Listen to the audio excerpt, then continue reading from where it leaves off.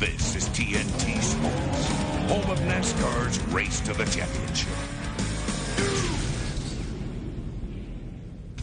It's Labor Day weekend, and in the NASCAR world since 1950, that has meant Darlington, South Carolina. Today, rain threatens, so the NASCAR Busch Series drivers are already got their engines started. They're getting ready for the green flag. Headlining the field, the current NASCAR Busch Series championship leader Kevin Harvick, who scored his 5th win of the season last Friday at Bristol, pulling through the field in a style some of his competitors took exception to.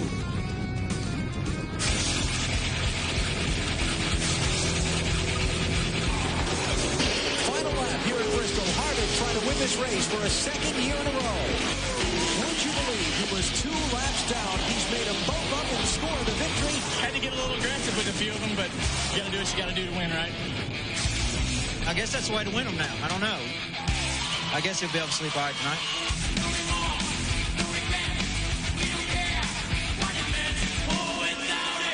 I think the hardest one was green. If he wants to win races like that, that's fine. I think I'll win more than not. Surely not a lot of people will.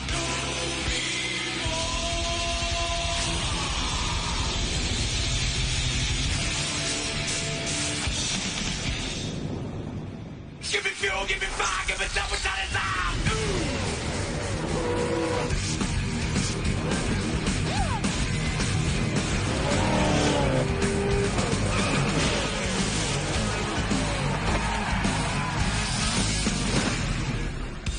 TNT Sports presents NASCAR. Today, it's the NASCAR Busch Series South Carolina 200 presented by Applebee's. The Darlington Raceway, well known as the toughest track for a driver to master, and now 43 are set to measure their daring and bravery as all the sports greats have done for the past 52 years. Alan Bestwick with Benny Parsons and Wally Dallenbach set to bring you the call. First, let's take a look at the Castrol starting lineup for today's race. On the front row, it's Ryan Newman with his 4th pole in 11 races this year. Mike Skinner's alongside, and South Carolina native Jason Keller in row 2.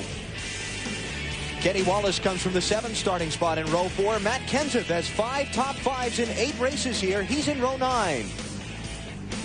Got Elton Sawyer there starting at 17th spot. He knows how to finish in the top 10 here. He's done this last 3 times.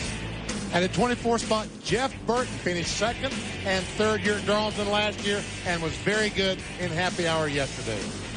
Jeffrey Bodine, whose first NASCAR Busch Series win here was in 1982. He's got to come from row 14 today. Ron Hornaday among the Winston Cup stars in today's race. For the poor qualifying spot, Hornaday's got to come from 34th position. And now the drivers who took provisionals to get into the South Carolina 200 and bring up the back end of the field. Couple of laps before they cut him loose under the green flag. Let's get some stories from pit road. Here's Matt Yoakum.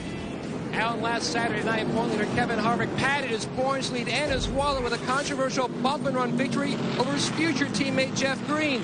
No official midweek apologies to Green. Instead, Harvick has turned his focus toward continuing his harried pace of 2 wins and 1 runner-up finish in his last 3 starts. He's never won here in Darlington.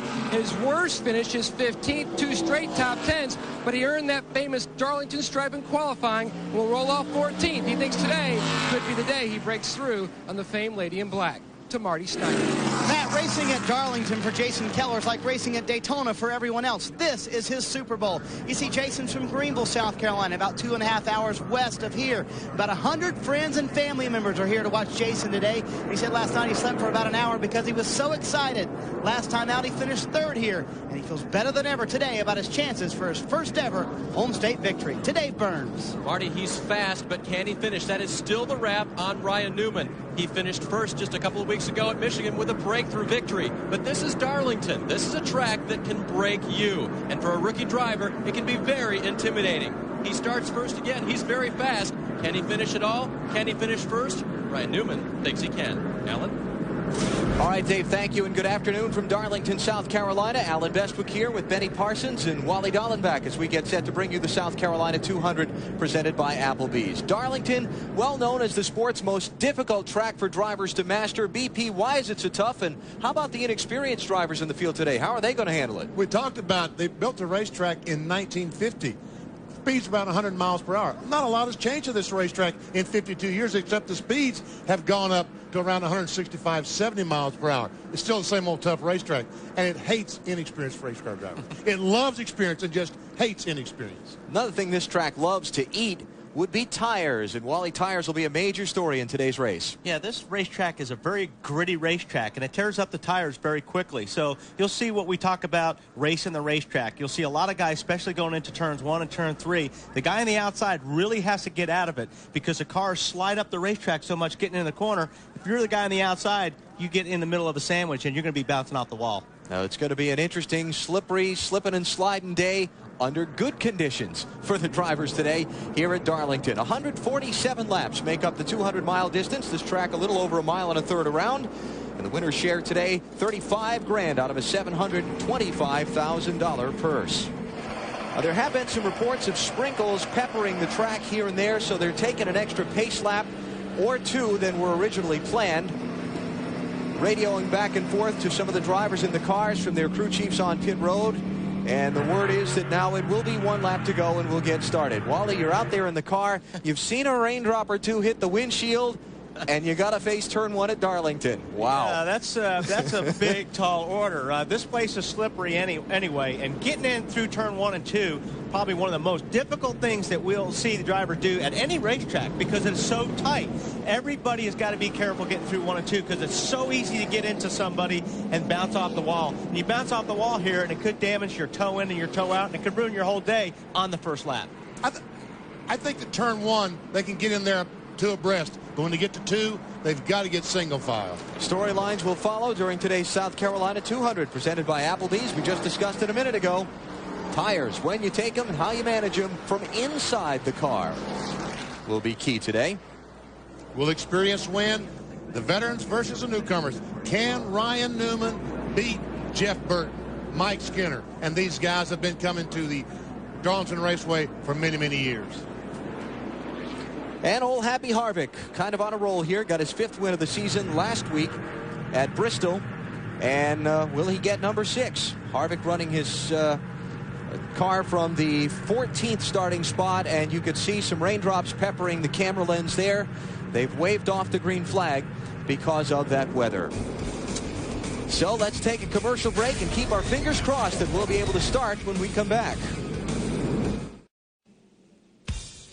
The South Carolina 200 on TNT is presented by Applebee's Neighborhood Grill and Bar. Eating good in the neighborhood, Applebee's.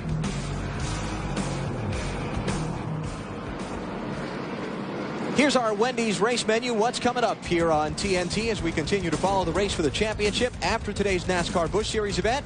Winston Cup Happy Hour. Getting ready for tomorrow's 52nd Mountain Dew Southern 500. Hope you'll be with us 12:30 Eastern Time here on TNT. If you miss any of it, NASCAR Night Encore coming up Monday night, late night at 1 a.m.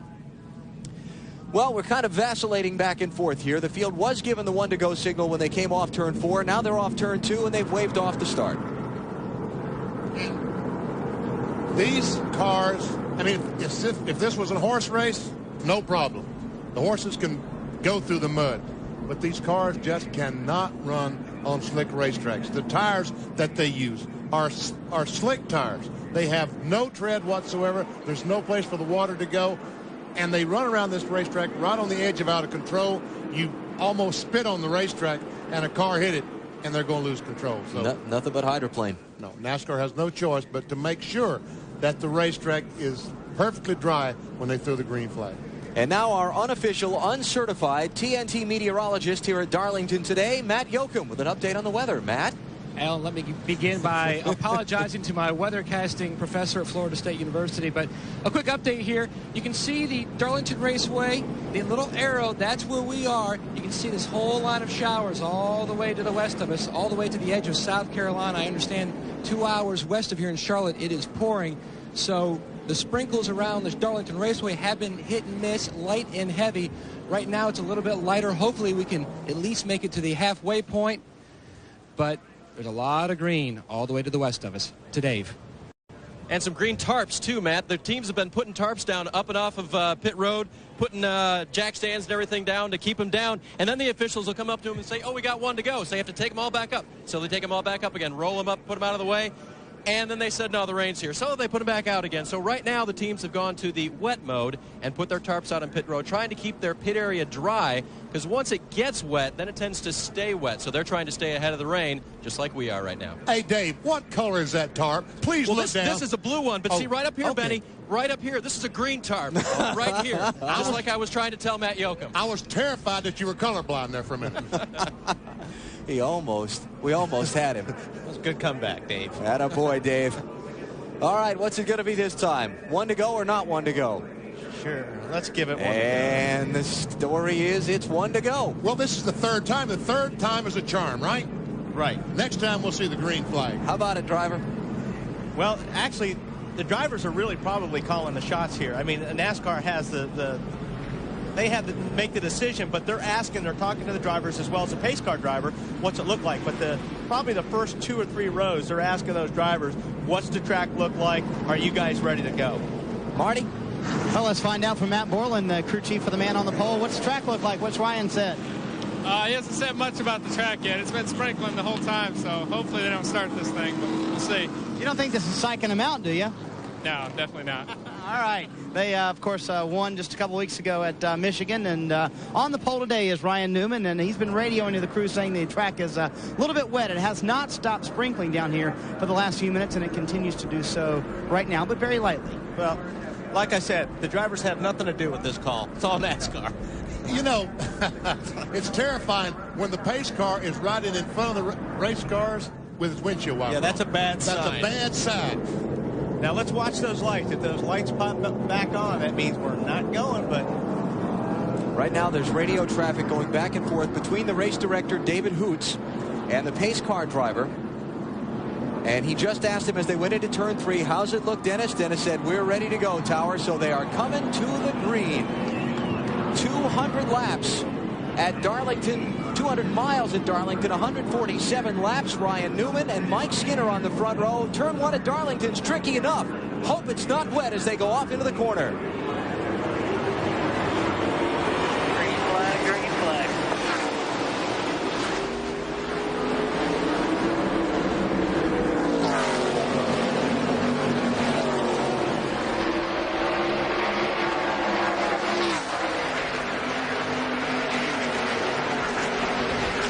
Oh, man, that is so scary watching these cars go through the corner with raindrops on the camera lens. Matt Kenseth underneath the 48 car. Kenny Wallace takes a spot away. That'll be 7th place for Kenseth. Here's Jimmy Spencer up to the inside to try and get a spot. Black flag for Larry Foyt. He will come to pit road for a stop-and-go penalty. That's Mike Skinner that's getting shuffled. Is that Skinner? No, it's Lyndon Amick that's getting shuffled back. You know, sometimes you hear tire management. I'm not quite sure what that means here at Darlington, but when you start the race, when you have new tires, probably the first 4 or 5 laps, you can really be aggressive with the car because that's the best the tires are going to be. But you're also going to knock off the good out of them real quick. So if you're going to gain positions, now's the time to do it. Here's Kevin Grubb trying to pick up a spot on Mike McLaughlin. That's 11th place. The Dr. Pepper car, Bobby Hamilton Jr. running in 10th position. McLaughlin in the 18, driving for Joe Gibbs. And Grubb kind of on a little roll here lately. Not spectacular racing for wins, but after a disastrous start to the season, they've been knocking off top 10 finishes regularly. This is 3rd, 4th, and 5th. The 57 is Keller, the 10 is Jeff Green, the 1 is Jimmy Spencer. The 57 and 10 are team cars, team drivers. You heard Marty's report on Jason Keller before the start. I talked with Jason earlier today as well. Jason is from South Carolina, grew up here, still lives here. He said Darlington is the thing. If I can win here, it will be the highlight of my career so far. And Larry Foyt comes in to heed that black flag, and the leaders go by as he's sitting on pit road, so he will be a lap down.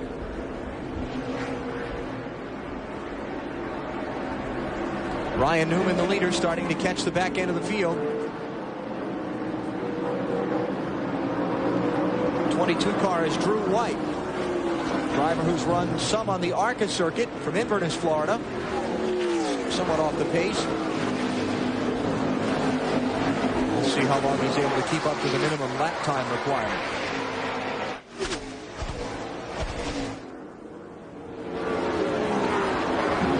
Fourth place, Jeff Green and Jimmy Spencer. Green, the winner here at Darlington back in the spring.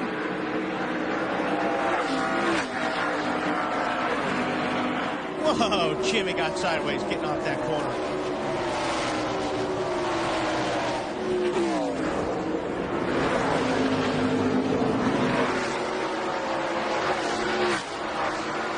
Let's go to Liz Allison. You know, Jeff Green won this race here in the spring, and a funny thing happened to him on his way to the race that weekend.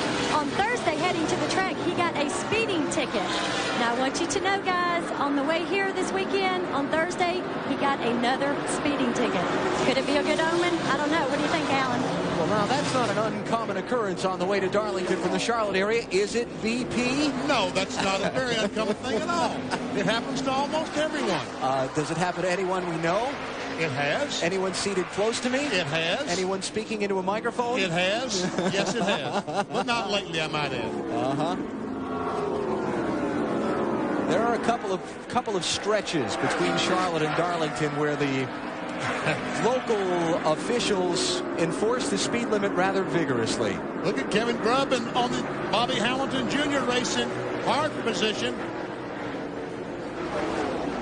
So, BP, you didn't answer the question. Did you get a ticket on the way down here or not? I got to tell you the story. It's 1970. Remember Richard Petty had the big crash over off turn 4 than it was?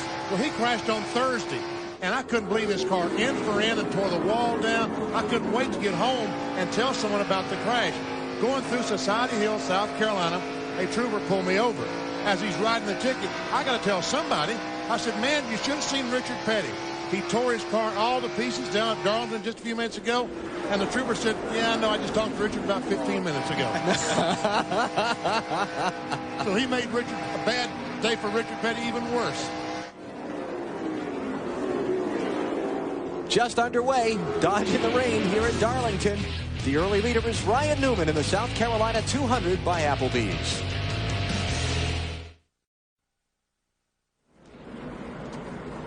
Back at Darlington Raceway, yes, the cars are at reduced speed. The caution is out for rain. We got 12 laps in. We need 147 to make up the distance. It's raining at Darlington. We're back in a minute on TNT. Carolina 200, presented by Applebee's, is under caution for rain. Rain is threatening all around, and it's peppering the racetrack now. Obviously not heavy enough for them to stop the field under the red flag, but enough that we can't go at it full steam. Ryan Newman's the leader, Mike Skinner's second, followed by Jason Keller, Jeff Green, and Jimmy Spencer. Then you've got Lyndon Amick, Matt Kenseth, Kenny Wallace in 8th, Jimmy Johnson 9th, and Bobby Hamilton Jr. rounds out the top 10. Let's try to talk to Kenny Wallace and see how wet the racetrack is. Kenny Wallace, Benny Parsons, you read me? Yeah, Benny, I read you. Okay, how wet is the track? How soon do we expect it back racing? Well, Benny, you know, the track looks pretty dark right now, so it's pretty wet. I think we're going to have to ride around here a little bit. The only way we can gauge it, you know, is for the track to get lighter. You know yourself, this pavement's pretty wore out, so when the pavement starts getting real white, that's when you know it's dry. It looks like you got the dryers out here on the back stretch now. Yeah, I was going to tell you, look at those white vehicles on the inside of you. The jet dryers are coming out. 10-4, we need them to the rescue. I got a pretty good car here. I'm excited. I'm ready to go back racing. Okay, but remember, you got to call your spotter by name. Yeah, 10-4. That's old fat boy. His real name's Donnie Epling, but I think you and him make a pair. Well, yeah, that's a pair that'll be the full house, being fat boy. 10-4. All right, take care of that red flag. Talk to you later. They are bringing the field down onto pit road, and the South Carolina 200 will be put under the red flag for rain. So we'll take a commercial break here, talk to some drivers when we come back. You're watching NASCAR on TNT.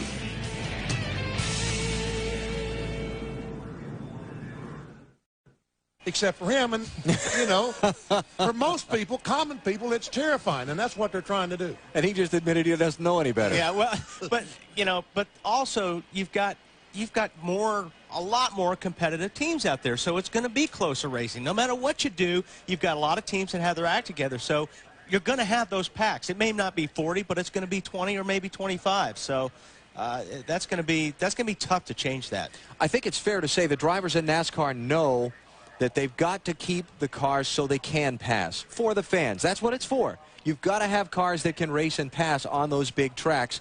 But if there is some compromise that can be made to make the drivers more comfortable, then it's worth exploring, and that's what this is all about. Whether anything's going to happen or not, nobody knows right now. I think the only way to get them single file is give another 100 horsepower and lay the spoiler down. Then we're going to use the brakes getting in the corner, and you're going to have to drive the things. But really, the cars are, I think they're pretty good to drive, and that's where the problem is. Everybody is comfortable being 3 abreast, 8, 9 rows deep. I don't think that the drivers, you talk about a pack of 20 cars, I don't think if you go poll the drivers, they'd have a problem with 20 cars a pack, with 2, 3 wide. But I do think they really have a problem with 43, because in that 43 cars, there's someone that really and truly is inexperienced to be in that group. I have good news. They're firing the engines. So we're going to take a commercial break and come back for the restart in the South Carolina 200 at Darlington, presented by Applebee's.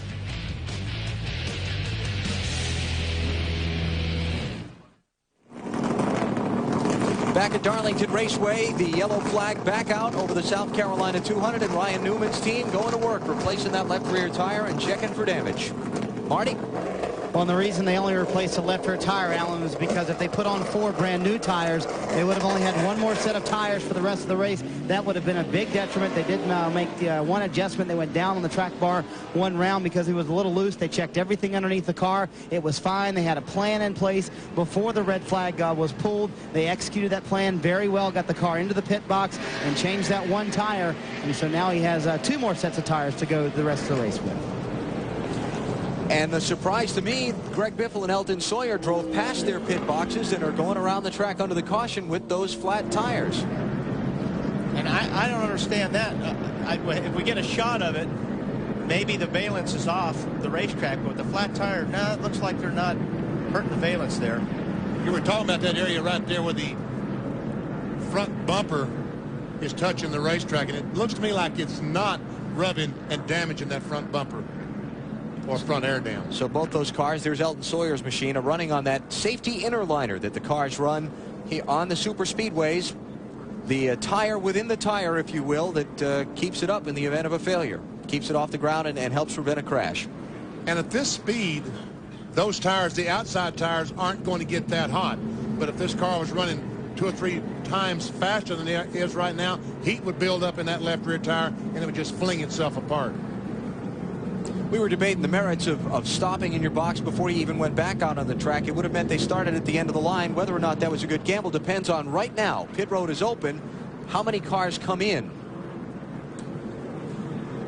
Well, maybe what they're doing, and I'm speculating here, but if they wait till the last minute, maybe they'll come in and change that tire and top off with fuel. Well, they're coming in right now, but the problem is only 2 cars. The gamble did not pay off them. Only 2 cars. The 2 guys with flat tires came down pit road. So they took a chance on not tearing up the race car by running around the lap on the flat tire, and it's okay, but they're going to end up the same place they were anyway, which is at the back of the field. Marty Snyder waits on Sawyer and Biffle to get to their pit stalls. Marty? Well, the reason they both stayed out and did not come in that last time, Alan, was because they did not want to get the penalty of pitting before pit road was open. Pit road is just now open, and they're going to check the air pressure on the left front tire for Elton Sawyer. They're going to put 1 tire on the left rear. Same exact thing that Ryan Newman did on Greg Biffle's stop. However, just behind him, they are taking 4 brand new tires. That will leave Biffle with only 1 set of tires to finish this race with.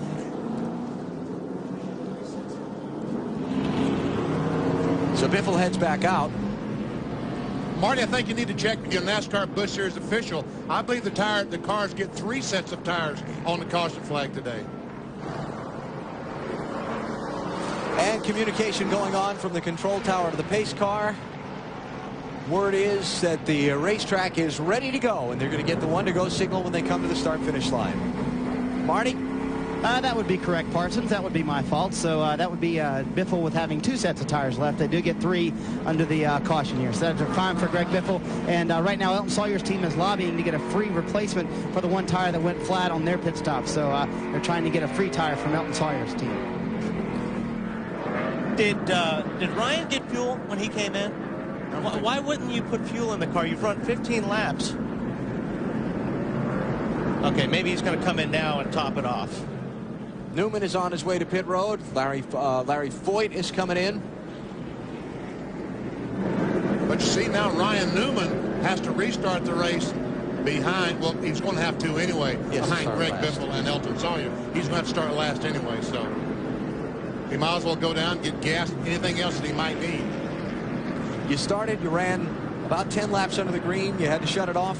23.5-minute red flag. Now you're back in the car again. Does it affect your mindset at all? I don't think so. That was a quick red flag. Normally when you got to wait around for an hour or two, then it's different. But waved off the restart, so we'll take a commercial break here and come back with more in a minute.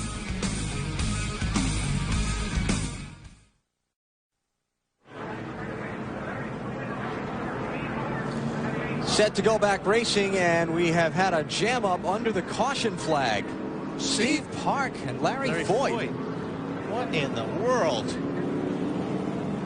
I believe Foyt's a lap down because he made that penalty stop. I believe he was down to the inside trying to run up to the front on the double up on 1 to go. That's what they were doing, and I don't know what happened. But and I believe Park was trying to scrub his tires. Yeah.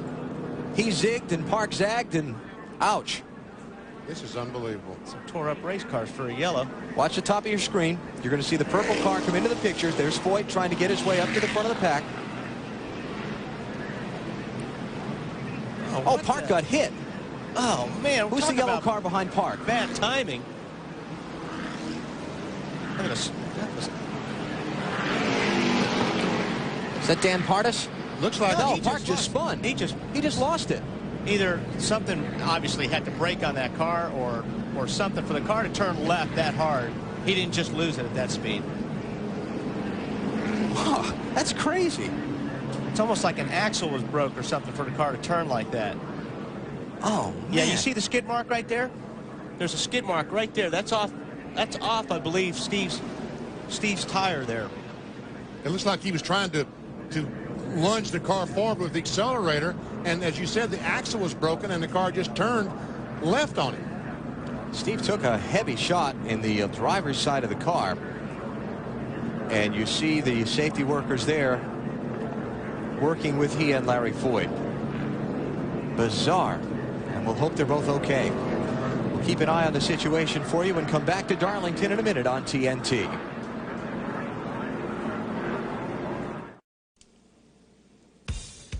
The South Carolina 200, presented by Applebee's on TNT, is brought to you by Applebee's Neighborhood Grill and Bar. Eating good in the neighborhood, Applebee's.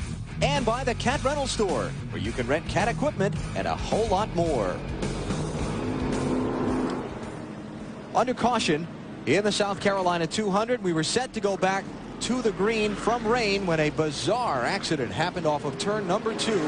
Larry Foyt was trying to get up to the front of the pack because he's a lap down and was going to restart to the inside of the leader, and Steve Park's car just mysteriously hung a left right in Foyt's path. Yeah, watch the right rear of Steve Park's car. You'll see the skid marks there, right there, that black rubber. That's coming off the right rear. That almost looks like a left rear axle broke, and the right rear is driving the car down the racetrack. I don't know if that's what happens, but that's sure looks like that could be a possibility.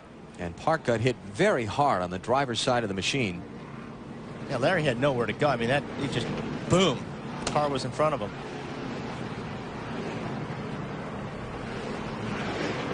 See the work still going on around the Steve Park car. Once again, here, watch this car and watch Steve Park. All of a sudden, man, that's terrible impact. Park's car.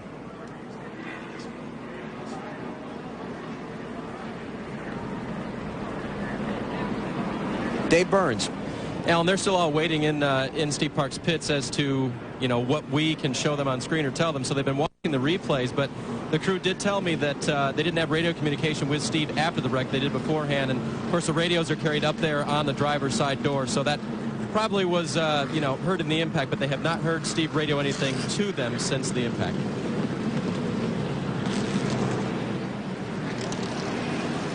Boy. So we'll keep on top of the situation for you and bring you whatever update we can as soon as possible as the rescue workers continue to work with Steve Park over on the backstretch.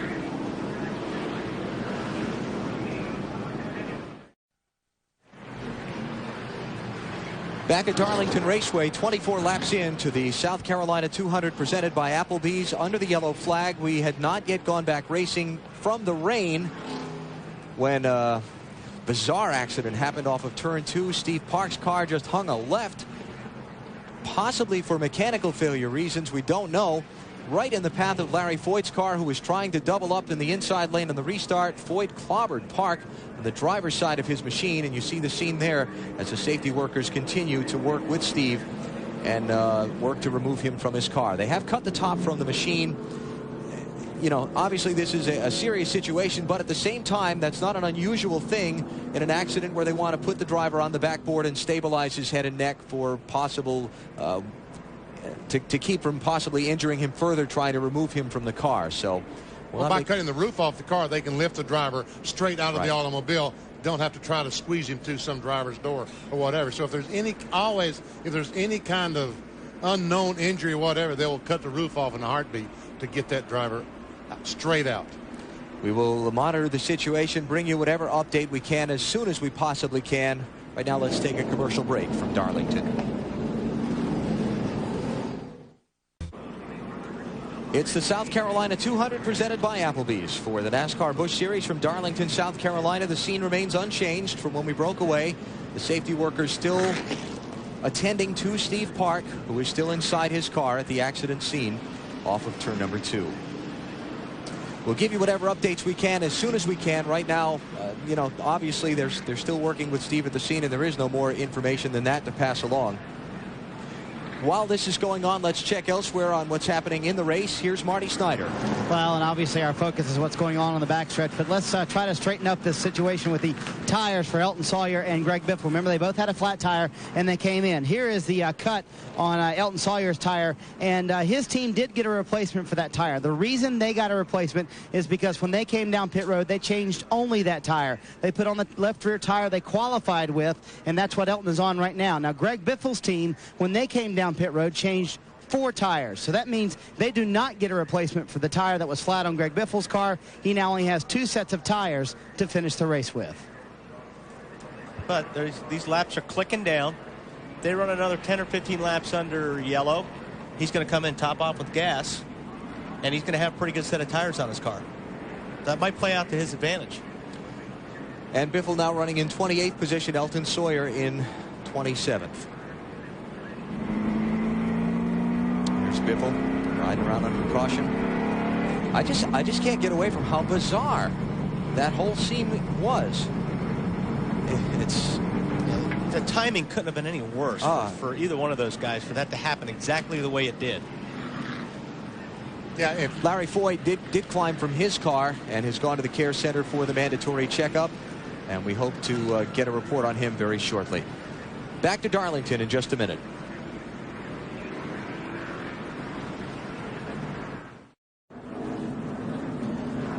NASCAR on TNT at Darlington Raceway in South Carolina, where a very serious accident has slowed the South Carolina 200. Steve Park still being attended to by the rescue workers over in turn number 2. He is still inside his car. And no doubt a serious situation, and every effort is being made to give Steve the best possible care. We have no update, and we will get one to you as soon as we possibly can. And one reason I think that NASCAR puts up the blue tarps is just so that, you know, there's a lot of cameras around the racetrack. They're trying their best to get him out as best they can, and they just don't want these guys with a zoom lens and all the cameras to go down and put stuff on pictures that really and truly don't need to be out there. So that's why the blue tarp is around Steve Park's car.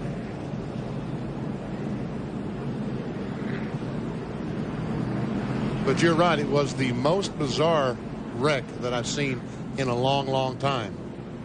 Dave Burns is over at the Infield Care Center and is there to get whatever update can be gotten for us as soon as possible. We have no further information at this time, but as soon as that is made available to us, Dave will report it and we'll bring it to you as fast as possible. Right now, our thoughts are with Steve and hoping this turns out okay. We'll take a break. Back to Darlington after this.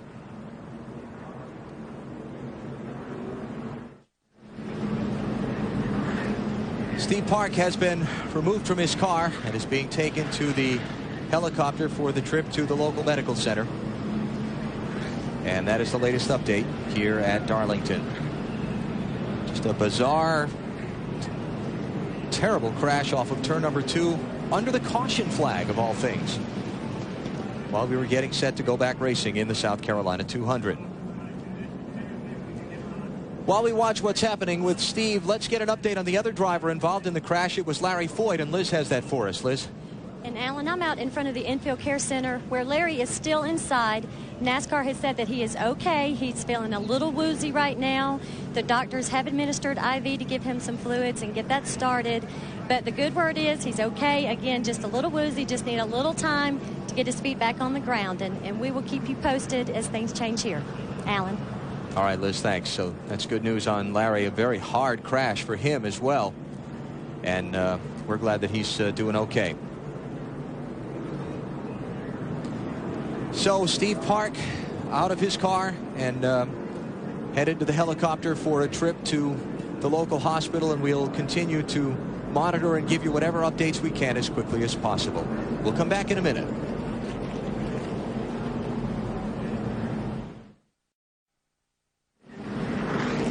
Back at Darlington Raceway, under caution still after the red flag for rain and then the just bizarre accident off of turn number 2 involving Steve Park and Larry Foyt.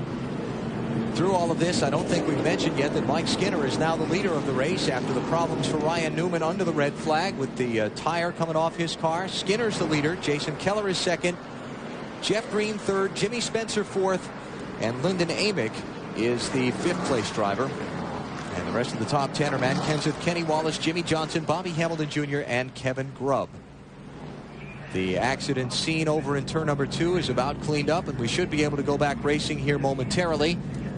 Steve Park is in the helicopter that is just lifting off from the racetrack grounds and is about to head out to the local hospital. And our thoughts and prayers are right now with Steve, and we'll hope for good news. Obviously a very serious situation. We'll hope that that the prognosis is good when we get our first report. And once again, folks, one of the most bizarre crashes that we've seen in a long, long time. The cars are getting ready to go to green, back to the green. Larry Foyt on the inside is coming up, and all of a sudden Steve Park's car, the 31, just veers left. And Wally and I have talked about it. It looks like maybe that one of the axles broke on the car as he was hitting the accelerator and caused the car to veer.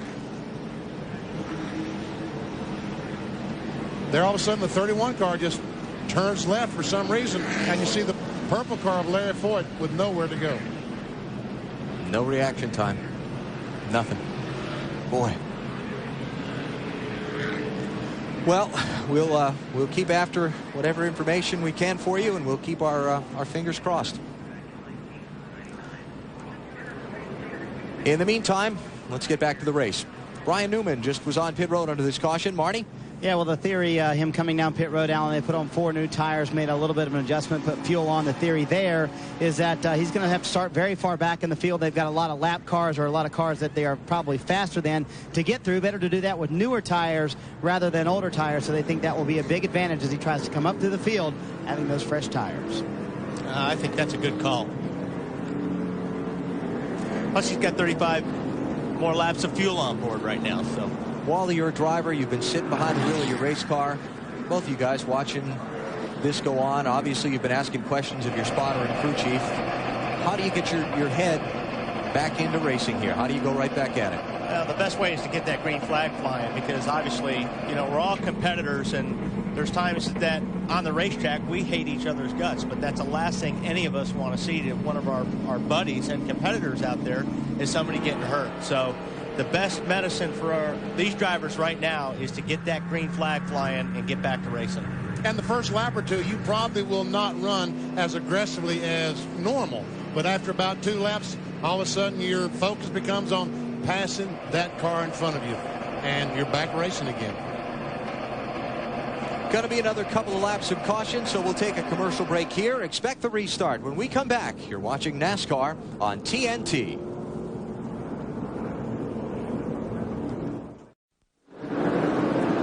Back at Darlington, and we are underway once again in the South Carolina 200 presented by Applebee's. Mike Skinner leads Jason Keller into turn 1. And Kevin Harvick on the inside the 2 car makes a move, gets by the 18 of McLaughlin, goes to 11th. There's Jeff Burton up to the inside to try and pick up a spot. That's 13th on Jamie McMurray. Battle for lead as Jason Keller, the 57, looked on the inside of Mike Skinner. Here he comes again. They ran 26 laps under the caution, plus the 23.5-minute red flag, and now we're back at it here in Darlington. Dave Burns has an update for us on Steve Park. Dave, what's going on? Alan, I'm standing by with Kathy Mock, who is the Director of Public Relations here at Darlington. Kathy, what can you tell us about Steve Park's condition? Steve Park was taken to Carolinas Hospital System in Florence, South Carolina. About 5 minutes away, he was transported by chopper. He was alert and communicating, and that's all the information that we have right now. When they took him out of the car, he was awake, he was conscious? Yes, he was alert and talking. Okay, well, that's the update. The very first word from the raceway is very good news, guys, and we'll just hope for continued good news about Steve Park. Wow, that's great. That is fantastic news. Now we can really get back to racing. Further updates on Steve as they become available. Back to the race. McLaughlin, Burton, Grubb racing for 11th, 12th, and 13th. Come on, Jeff, gain some spots. Very good, BP. Sorry. No, you're not. Hey, look at that, 24th, and he's up to 12, so he's gained 12 already. He knows how to run this racetrack. He's really good here. Won this race in 1997, did Jeff Burton. Also been to victory lane on a couple of occasions in the NASCAR Winston Cup Series here. That's Mike Skinner in the 21, Jason Keller in the 57. What's up with this paint job on Skinner's car? Would you like to know? Yeah, I really would, because it looks like somebody just threw paint at it. I will tell you, that is the result of a contest among his sponsor Rockwell's employees. Dave? Well, those employees are here this weekend, and it's a great little contest. Actually, the 16-year-old son of one of the employees, and Alan, if you got the name, you can jump in, because I'm scrambling for it on my notepad right now. How about Chris Kettle? That's the guy. And in go. fact, they said that he drew it out on paper and then gave it to the graphics people, and they made it all up. And his whole family's here this weekend. They're having a ball seeing their car on the track. You asked? We told. Sorry I asked. Lap 43, brought to you by STP. You'll get some more if you want to.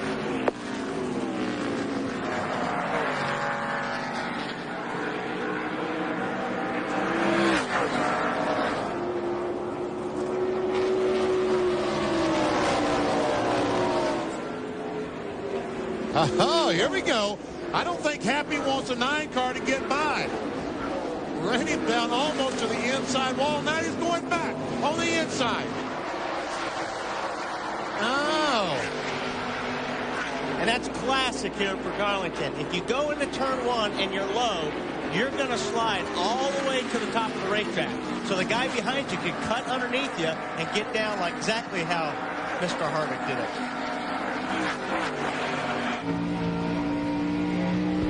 So Jeff Burton is up to 11th. McLaughlin is 12th. Kevin Grubb is trying to get that from him. Tracking Greg Biffle and Elton Sawyer. Remember, they took different choices on those tire stops way back at the end of the red flag. Biffle is already up to 19th. And Sawyer, just changing the one tire, has only made it back to 27th. And as for Ryan Newman, up to 20th. From the back of the field. All right, here we go again. Jeff Burton this time has a run on Harvick, and this time Harvick decides he's not going to run him down on the inside.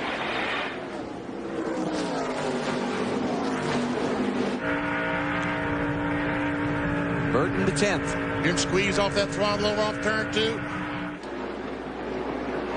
Talking about Newman a minute ago, he just took 19th away from Jamie McMurray in the 27, Marty. Yeah, you think those new tires helped, guys? I would say they did. They restarted 31st on lap 38th, and here we are about 7 laps later, and they are already up to 19th, and he's moving through the field. There's Greg Biffle, a 60 car, trying to get on the inside of Dan Partisan, 32. Last time we saw. And look at this. Here comes Newman. Just drives by Biffle. And there again, the guy on the outside in that position has got to get off the gas. Matt Kenseth, 5th place. Trying to take it away from Lyndon Amick. Whoa, he got loose right there. Matt got real loose up there. And here comes Kenny Wallace. Now, 35 car will probably have to get off the throttle and let him go. Tried cutting underneath him, but couldn't pull that one off. Clear, baby. That's it. Nice and smooth. Spirit to back about 3. Come on. That's Kenny Wallace's spotter. What's his name again? Kenny Wallace's Big spotter. boy. Big boy? Big boy? Fat boy. Yeah. Fat boy. Lyndon Amick making a rare appearance this season, Dave. And, of course, he's got Tony Lambert as his crew chief, and Lambert was the guy that took Mark Martin to all those Busch Series wins, including a bunch here at Darlington. Lyndon radioed in that he was a little bit tight going into the corner, and I think that was evidenced by the way he got past there. That's about the only thing wrong with the car right now. That's a car they feel very good about because, again, crew chief Tony Lambert knew what kind of setup to throw at it. Lyndon Amick making only his 5th start of the NASCAR Busch Series season. Looking down on Darlington Raceway from our U.S. Army Skycam. The Army of 1. We see Jeff Burton. We saw him pass Kevin Harvick just a couple of laps ago. But Kevin Harvick is nowhere in the picture. Jeff Burton just simply driven away from it. Oh, Jimmy Johnson. Tail's a little happy, isn't it? Just waving to everyone. 8th place for Johnson. Burton's in 9th. In fact, Harvick has lost 3 positions since Burton passed him. Jeffrey Bodine's got some problems. Let's get an update from Matt. The misfortunes do continue for the 66 team. Jeffrey's pulled the 66 behind the wall. Apparently something electrical amiss on this Tripartite Chevrolet. The battery is dead. They're checking different parts of the electrical system. They're going to change the battery. But obviously bad luck has hit Jeffrey once again. Also behind the wall are Mark Voigt, Drew White, the Brad Teague cars, Michael Dawkins, Tina Gordon, and Ricky Sanders. All those cars are out of the race, along with the machines of Steve Park and Larry Foy. Jeff Burton just goes by the 35 car to move into the 8th position. I'm sorry, 7th position. Inside. Clear behind him. Clear low. This is 13th place. All around. 2 back to 26. He's got a little bit of a run. Still clear. Dave, what's going on with Harvick? Clear. Harvick right now, Alan, is a little bit tight. Before they stopped for the rain earlier, he was loose, but I think that just had to do with the rain. But now that car has gone tight, and guys like Ryan Newman are just having a field day with him. Ryan Newman was down on the apron, getting underneath that 2 car down there in 1 and 2. He was way low. Well, they said it was going to be fun to watch him come through the pack. And so far it has been. Kevin Harvick, the 2 cars backed up to 14th position. Mike Skinner still leading Jason Keller. Put a little bit of distance on 3rd place Jeff Green. About 2 seconds back to 3rd place. So far, a pretty good race for Skinner, Dave. So far, Alan, but I want to have Benny check the front grille of that car. Remember, Benny, when we had Matt Kenseth at Michigan, he had all kinds of stuff on there, and he had stuff that I couldn't see, but your eagle eye caught. Well, right now, apparently there's a hot dog wrapper on Mike Skinner's front grille, and the car is running a little hot. He's radioed that in. Gives it maybe a little bit more downforce, but when they start covering up that front grille, the temperatures go up in the motor, and that's not good. Hey, Let's go to Dave. Marty. Hey, that's a cheeseburger wrapper, Dave, not a hot dog wrapper. Marty? And guys, I think he's a little more worried about the man behind him, Jason Keller. This is when Jason thinks his car is going to come in. They were very good on the long runs in happy hour yesterday. I asked him how the car felt in happy hour. He said uncomfortable, but that's the way it's supposed to feel at Darlington. He said if the car is comfortable to you at Darlington, you're not going to be fast on Saturday or Sunday. Let's talk a little strategy here just for a second as we check on Jimmy Johnson trying to defend his spot. That's 10th place, Kevin Grubb. Ryan Newman coming through. And Grubb saw that 0-2 car coming, and he said, I know that's a fast car. Let me get out of the way before I get run over. Oh! Impatience will bite you here. Like I said, this racetrack really doesn't like inexperienced drivers.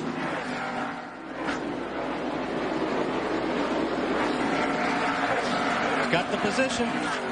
But I tell you, it might like talented race car drivers, and Ryan Newman is very, very talented. Bobby Hamilton Jr. passing Kevin Grubb. Maybe not for long. That's what I just love about that corner here at this racetrack. Let's talk strategy here for a second.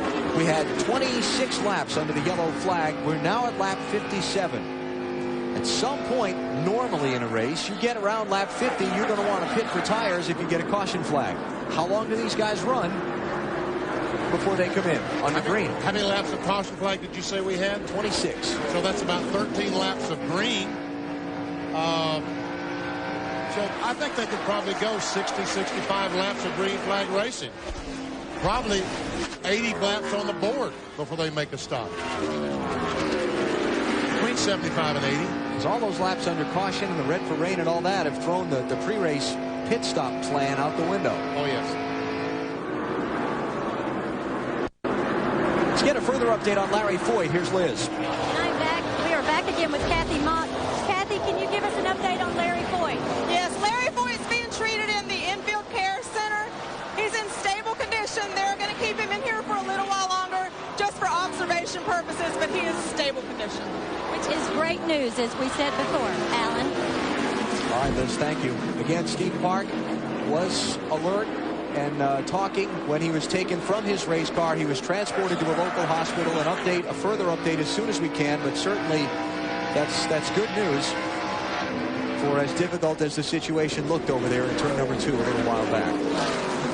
Greg Biff with a 60 car and Kevin Harvick both gets by the Dr. Pepper car, Bobby Hamilton Jr.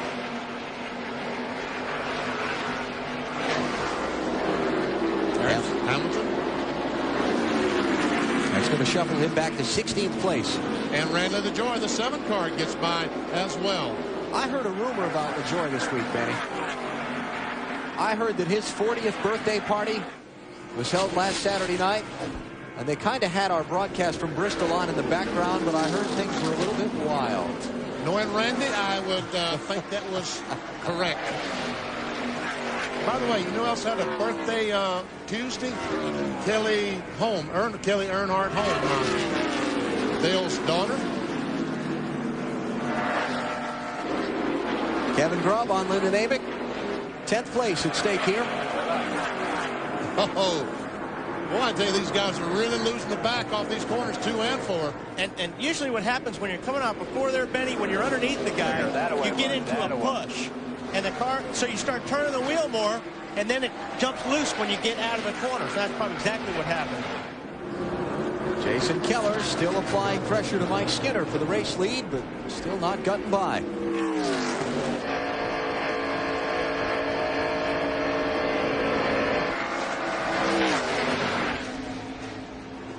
Jeffrey Bodine coming back out from behind the wall. He's in 35th position, 17 laps down. Well, look how much lower on the racetrack Jason Keller is running than Mike Skinner. I noticed off turn 2 that Skinner was using all the racetrack, going up very, very high off 2. If we follow the 21 watch, Wally, how he really uses the gray area up off turn 2. Watch this, huh? Wow.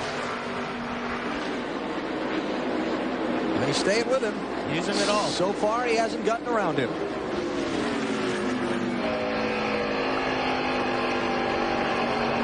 63 laps complete in the South Carolina 200 presented by Applebee's. Mike Skinner is your leader.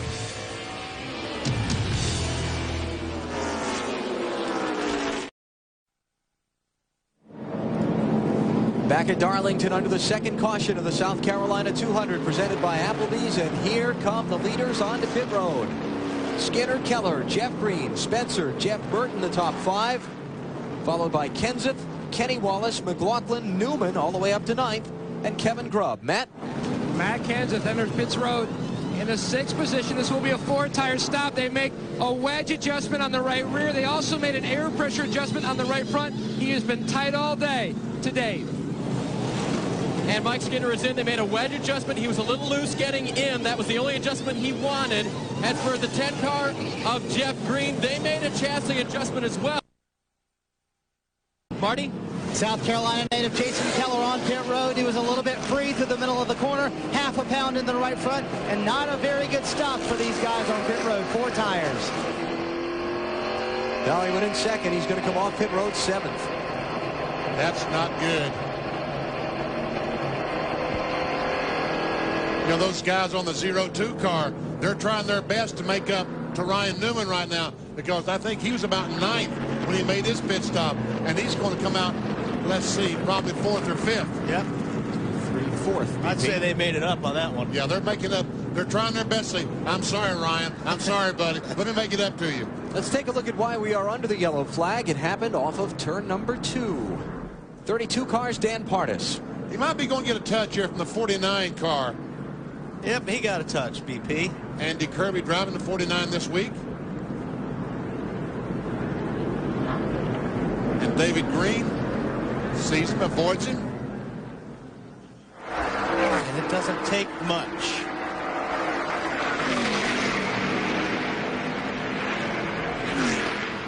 $15 yards, unnecessary roughness.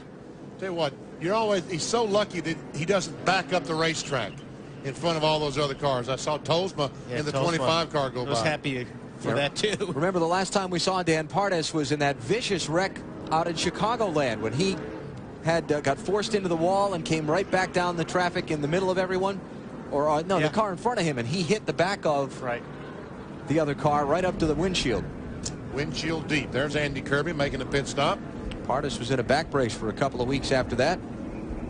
Now let's go back and take a look at it. This was back second weekend of July out at the Chicagoland Speedway. Wreck happened off of turn number 2. That's Randy Tolsma in the 25. David Donahue was driving that car at the time, and there came Pardis. Folks, you've heard of windshield deep? That was literally windshield deep on that 32 car. The rear bumper hits the windshield. That's about as far as you can go. Talked to Dan yesterday here at Darlington. He said, I was in a back brace for a couple of weeks, but other than that, no ill effect. Everything was just fine. There's 49's pulling up saying, sorry about that, Dan. I didn't mean to do it. Yeah, he's trying his best to apologize. Okay, that's out of the way. Now let's go back to race. Maybe. Well, Ryan Newman's back up to 4th after that problem while he was leading earlier, Marty. Yeah, and the BP challenge was on down here. These guys were trying to beat Benny's time, which is, of course, if they get under 12.9, Benny pays everybody on this team, you see right here, $100. So they came in, they timed the stop. You're safe, Benny. 14.6, but they did a great job. They got him up to 4th. All right, that was a good job, and that didn't cost me any money. That's a real good job. 9th to 4th for Newman. Jason Keller in 2nd, out 7th. Jimmy Spencer lost 4 spots on pit road. He came in 4th, out 8th. And Jeff Burton, the big winner, in 5th and out 3rd. Looking down on Darlington Raceway from the U.S. Army Skycam, 212 ways to be a soldier. Find out more at GoArmy.com. On our Army helicopter, I see some raindrops. They're going to get to him first before they get down to the racetrack. Yeah, that's true. Spotters all getting ready to call the restart for their drivers. Yeah, Lonnie Russell. Hey, going back green. Randy Tolsma will be the car up to the inside of leader Mike Skinner, and we'll go back at it at lap number 69. Green flag, green flag.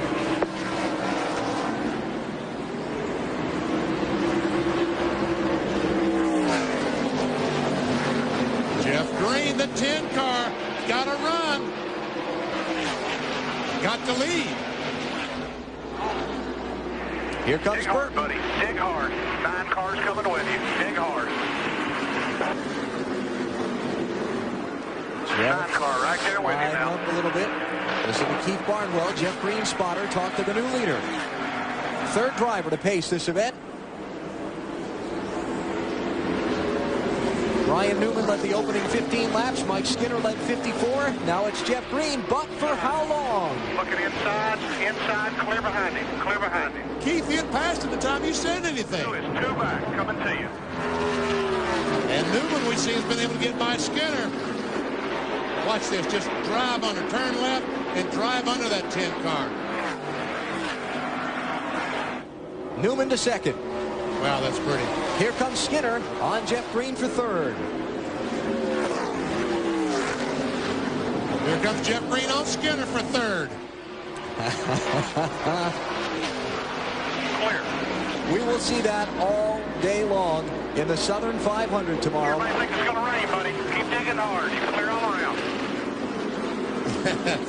We're only 2 laps from halfway. And I think that's one reason that Jeff Burton is really running so hard right now. We talk about managing your tires, saving your tires. They aren't doing that right now. They're running as hard as they can because they think that it might rain. And you're right, in 2 laps, this race would be official. And Jeff Burton has won a race or 2 here by the rain. Yes, he thanks has. to the rain. Being right position. He won $1 million here one time in the rain, if I remember correctly. Yep. And he didn't give us any of it. Not a dime. Check speeds at the line. You wouldn't give us any of it either if you want it. Alan, that's not true. I'd give Benny some. I wouldn't give it. Fine. You drivers all stick together. Checking back, Mike McLaughlin in the 18 heads the group racing for 5th spot. It's Kenseth in the 17, Keller in the 57, Spencer and Grubb also in there, and then Harvick next in line. And we are halfway. It is an official race. If the rain comes now, it will be wet. It could be over. And it's funny that we're seeing those pepperings on the camera because the sky looks about as bright as it has all day. We're going the distance. That's your bold prediction? That's it. All right. But now the real question, can anyone make it the rest of the way without stopping? I don't think so.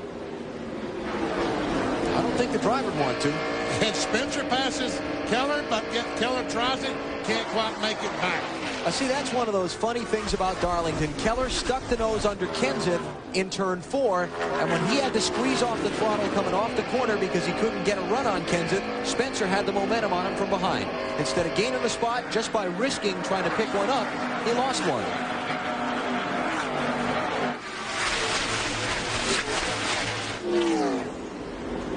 You saw the speeds of the line just a moment ago. You saw 160 miles per hour. Last time by, they ran 157 miles per hour. 3 miles per hour. Those tires have slowed down just in the last few laps. Marty? And the crew for Ryan Newman, if they could go all the way on one more stop or without stopping at all. I said, Benny wants stopping. He said, ask Benny if he was driving, if he would want to go all the way without stopping. The answer would be a no. I'd like to have some tires about every 30, 40 laps. Please. Please. Jimmy Johnson taking 10th spot away from Kevin Harvick.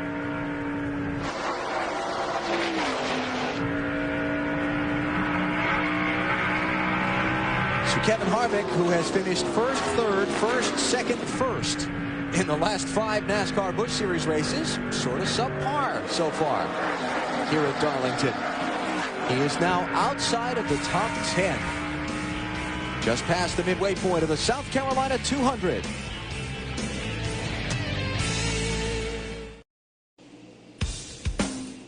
The South Carolina 200, presented by Applebee's from Darlington, is brought to you by Smooth Busch Beer and easy drinking Busch Light. Busch, the proud sponsor of the NASCAR Busch Series. and by 1-800-CALL-ATT for collect calls. If it's Labor Day weekend in NASCAR, it can only mean one thing. It has meant the same thing since 1950. Tough old Darlington Raceway in the PD region of South Carolina. Here's our Napa Field summary of today's South Carolina 200. Mike Skinner, Ryan Newman, Jeff Burton, and Jeff Green, the 4 drivers who have been out in front. The big story of the day, first a 23-minute rain delay just after we got underway. And then on the caution from that red flag, before we even got back racing, a vicious crash off of turn number 2 that injured driver Steve Park. Steve has been transported to a local hospital. We'll get an update from there as soon as one becomes available. He was alert and talking to the safety workers when he was removed from his car. But it was one of the most bizarre accidents I've ever seen in my years around this sport.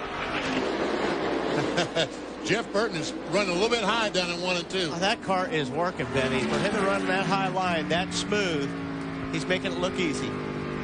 What? As he goes right up next to the outside rail. The reason I didn't say anything, I kept waiting for the sound of the sheet metal rubbing the concrete.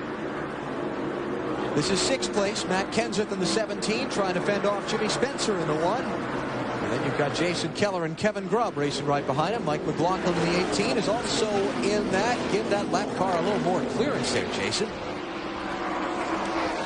That was Mike Harmon in the 44. It's going to cost him a spot. You can't really, because you have got to be so low getting into turn 1, because it takes all that asphalt for you to slide up the racetrack. When you go in that corner, you slide all the way up there. So you can't go in high or the wall will stop you from sliding. Remember how Benny was talking a little bit ago after the restart? They were running 160 miles an hour, then 157. What are they running now? Well, 154, the leader last time by ran. The 02 car of Ryan Newman only ran 152.5. So his car in racing trim not exactly right. He didn't have to pass the 25, though, did he, that lap? He might have. Let's see this time as he comes by if he's a little bit faster. Jeff Burton that time, 154. Ryan Newman, 154. So you're right, he passed a slower car. Point being, they put another 10 laps on the tires, and that's how rapidly this old, tough racetrack chews them up.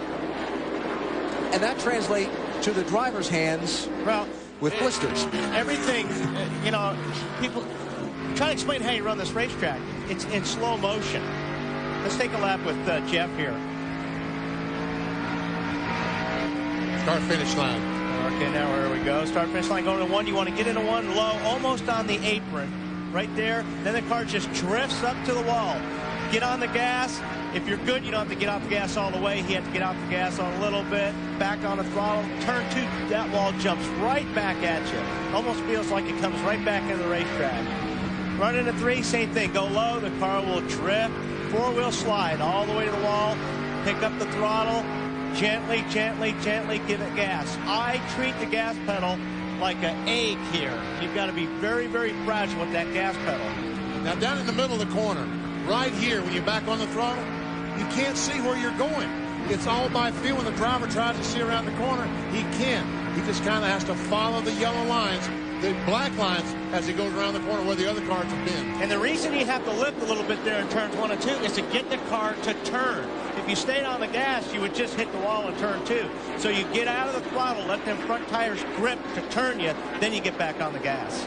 Our U.S. Army Skycam with our aerial view of Darlington. Be an Army of 1. Find out more at GoArmy.com. When you talk about the car drifting up to the wall, is it drifting because that's where you have to let it go, or is it literally sliding on you? It is sliding. You're in a 4-wheel slide, especially when you got this many laps on the tires. You are sliding up the racetrack. You said something yesterday when we were talking here at the racetrack about how it's like driving on ice, except at 160 miles an hour. It's exactly what it is. And, I mean, you'll go down into turn 3 or even down into turn 1, and you're like, oh, I'm going to hit the wall this time. I'm definitely going to hit the wall. But it's almost like there's a little bit of cushion of air in between that door and that wall that helps you stay off the wall. Now, usually I hit the wall right off the bat when I come here, and that gives me about 2 inches more clearance. So it gives me a little bit more room. So I try to get that out of the way early. I'm sure your crew chief appreciates you making that clearance. Well, they all know. Yeah. Jeff Burton is out in front of Ryan Newman by 2.5 seconds. This is Kevin Grubb closing in on Jimmy Spencer for 7th. While we watch this, Dan Parnas had an unscheduled stop for a tire change. The 32 car we saw spin a few laps ago. Kevin Grubb, 5 top 10 finishes in his last 9 races after a very difficult start to the season in that 37 car. 23-year-old from the Richmond, Virginia area has had it coming on. Now Kevin's going to, what he's trying to do here, Jimmy's running that high line, so the only way really Kevin's going to pull this off is if he runs low. Like he's trying to get under the 1 car right now, but the car just won't stick enough for him to be able to stick it underneath them. So when he gets down to turn 1, he's side by side with Jimmy.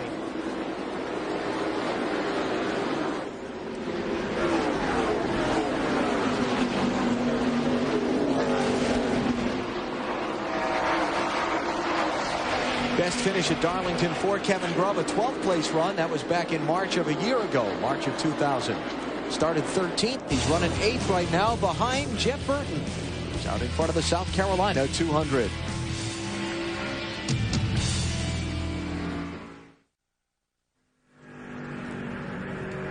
We're at Darlington Raceway in South Carolina. NASCAR on TNT with the NASCAR Busch Series. You're riding with point leader Kevin Harvick, who's back in 10th place. And we take a look at our NASCAR Busch Series update. Harvick with a massive lead over Jason Keller coming into the race. 9 to go, including today. He couldn't lose the lead right now if he fell out of this race and the one at Richmond next week.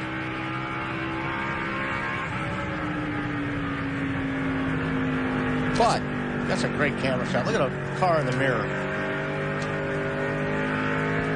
Pretty cool, nice. It is cool. But Kevin would like to see the car in front of him in the rearview mirror. Let's get an update on Harvick's race so far from Dave Burns. You're right, Benny. He'd like to pass Jason Keller and about a dozen other cars and get way out in front of this thing. But right now the car is still too tight. I just checked with Todd Barrier, his crew chief, and though they tried to loosen it up last time and give him a little bit more forward bite so he could get off the corners better, they were not able to do so. And he's running at a pace 2 to 3 tenths behind the leader, Jeff Burton. Car was awfully loose there. Yeah, when he got down on the bottom of the racetrack coming off turn 4, got a little bit loose, did Happy Harvick. And like I said, there's no grip right now. These cars are sliding around so much. You've got to be so gentle with that throttle, because if you jump on that gas, that's what's going to happen. No gription. Gription. Add that one to Wally's dictionary. Let's go back and, whoa, there's a loose race car. Jason Keller trying to hang on. Let's go back and take a look at our Williams virtual garage and see what a loose race car really is all about. All right, here we go down in the corner. Turn the wheel preferred line around the bottom of the racetrack, and all of a sudden the back end is like it's on ice. That is a little exaggeration, but that's what we call loose in stock car racing. I can see the problem. That car doesn't have enough spoiler on it. That's why that car is so loose. A little spoiler. This is Jamie McMurray, a Williams car. Good lap right there, just like that.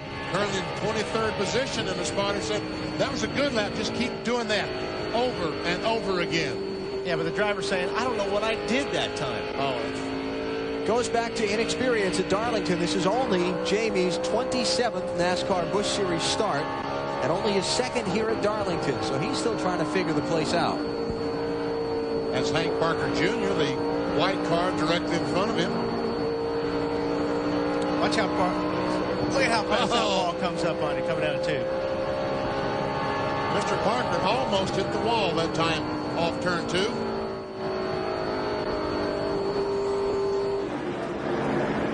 There's a look at Jamie.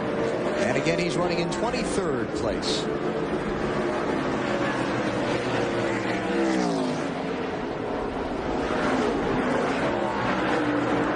Place, Greg Biffle and Kenny Wallace. Haven't talked about either one of them for a while. Biffle had the flat tire under the rain caution, came in, changed 4, moved up through the field, and then just kind of stalled out. That's Chad Little back in the 74 car, trying to take a spot away from Kenny Wallace. Passing flag being shown to Randy Tolsma, the 25 car. He's 3 laps down, back in 30th place.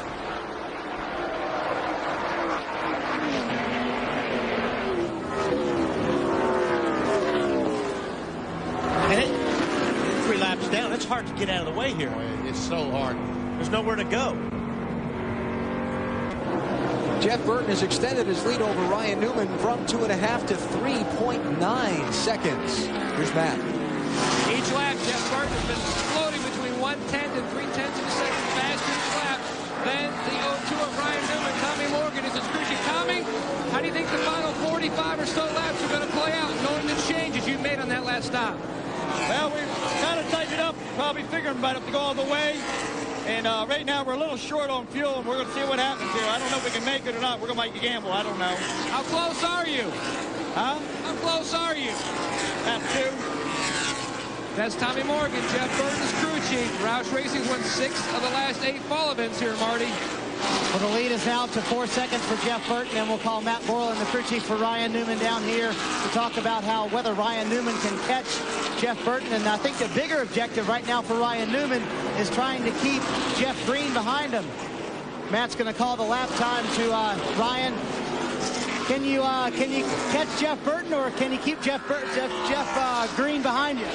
I think Jeff Burton's going to be pretty tough to catch. I don't know about Jeff Green yet. He's coming up pretty good, so we'll see how it happens. Can you make it all the way? Well, he's going to go back up there. They're very close as to whether or not they can make it all the way on fuel, just like Jeff Burton. Today, Burns. And Harold Hawley is Jeff Green's crew chief. You won here in the spring. Can you catch the 9 and do it again? Well, we're getting off easy to pit here. I believe we'll be okay.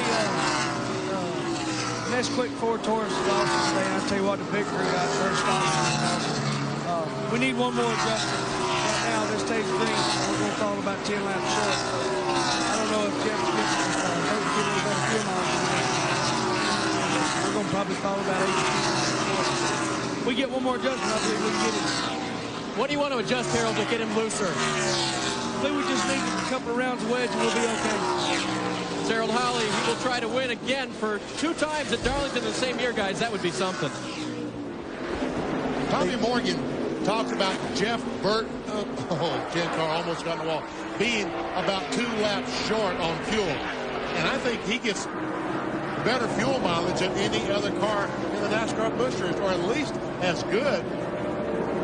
Yeah, and you heard Jeff Green's crew chief Harold Hawley say they were going to be 10 laps short, so there's proof of that. That sounds about right. But here's the bigger issue, I think. They stopped with 81 laps to go.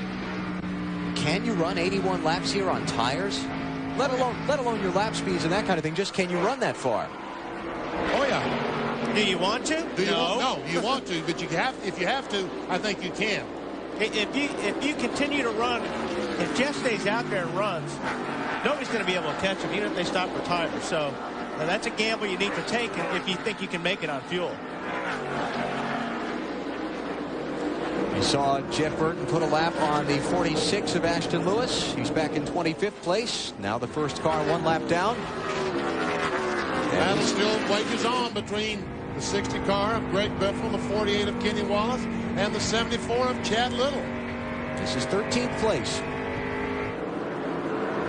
And here you go. Now 48 really has the spot. Watch the 74 go with him. 60 car's got to check up because he knows he doesn't want to be on the outside going into 1, and he lost 2 spots there. But there's nothing else he could have done. Jeff Burton's lead at 3.5 seconds with 38 laps to go. It's the South Carolina 200 from Darlington on TNT.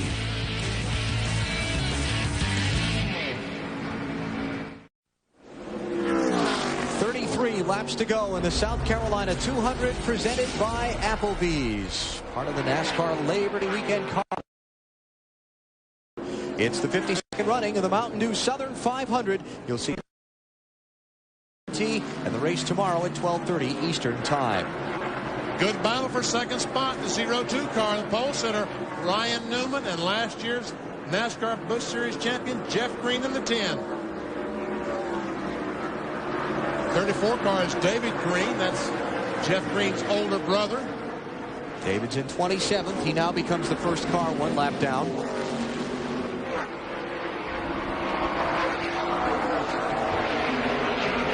You're doing good on Green there, but if he tries anything, he's probably going to look to your outside off of 4. That's where he's been the strongest. That's Ryan Newman's radio. Outside off of 4. I don't think so. That'd be impressive. Greg Biffle on pit road. Green flag stop with 31 to go. This is a huge, huge gamble. Marty? And he's going to come in a lot earlier than everybody else, Benny. They're going to take on 4 tires, and Greg's not been very happy all day long. They're also going to make a track bar adjustment on the Granger Ford, and they're going to go up 1 round. That means they're a little bit tight. So Biffle going to take on 4 tires. He has some of Jeff Burton's crew helping him out, changing tires here, and not a bad stop. He's got 4 tires in a way. And they also either put a rubber in the right rear spring or took one out, Marty. Did something. The rear tire changer made some type of adjustment under the car. All clear. All clear. So Biffle's at least 1 lap down. May end up 2. All clear. Joe's going to spot you for a while here now. I'm going to hit him if he does something wrong. That was awkward when he came up onto the track over there, wasn't it? Well, he really drove up too quickly into the racing groove, but they said he was clear, so that's why he did it. But I think the transition from the apron to the racetrack made it look awkward. He's 2 laps down to Jeff Burton now, back in 28th place. So that was a huge gamble. But right now, Jeff Burton is running laps around 152 miles per hour. Greg Biffle will need to be able to run around 160 miles per hour. Marty? Yeah, Benny, you're right. I saw that too, but I wasn't sure what they did, so I wasn't going to say anything on the air until we confirmed it. They put a rubber in the right rear, so Biffle a lot tight that time, adding a rubber to the right rear.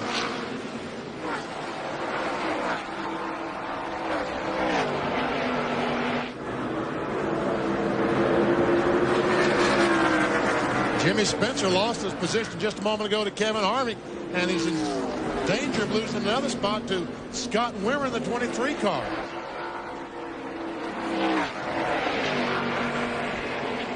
See, now Greg Biffle, if the rest of the cars, if all these other cars have to make a pit stop and there isn't a caution flag, he made a wise move.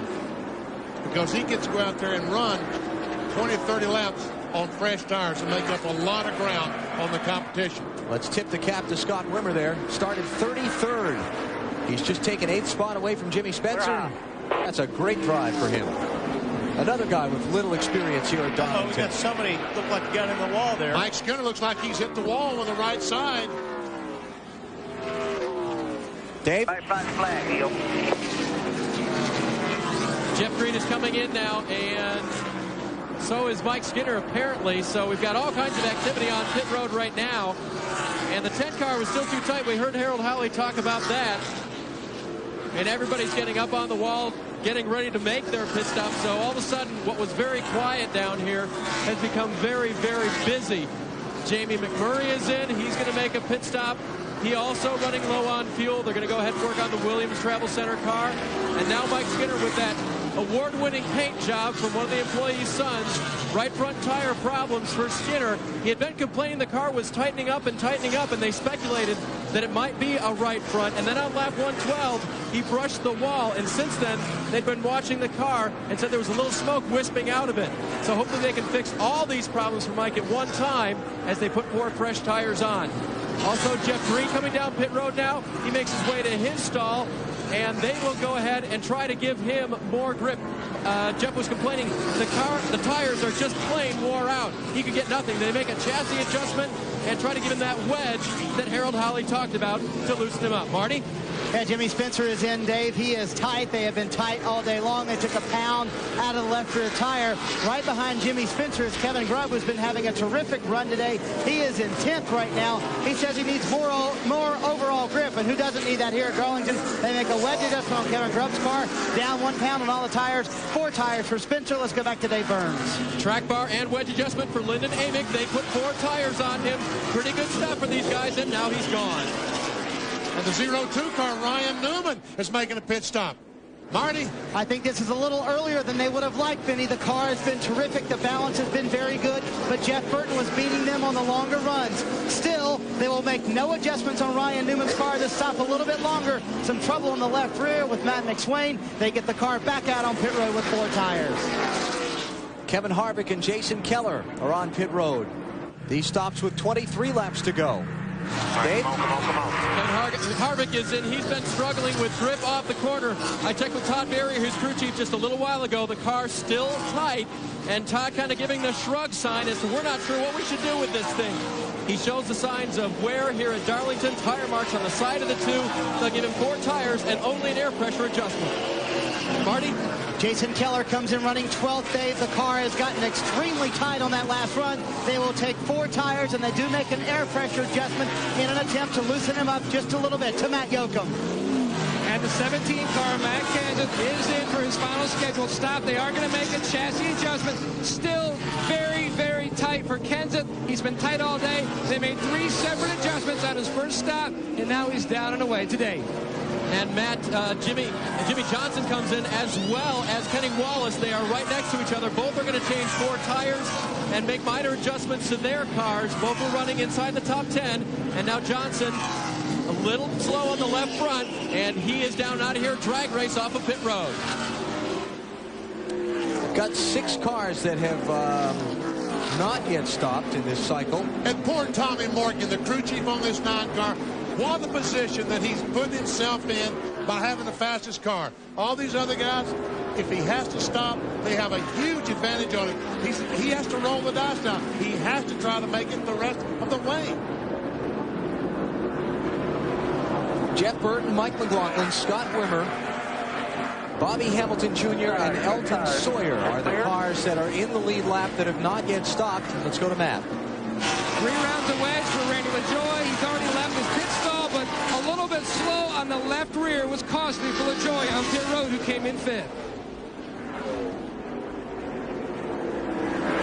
Jay Sauter's been black flag. Lug nut missing on his car. He's got to come back to pit road and get that replaced.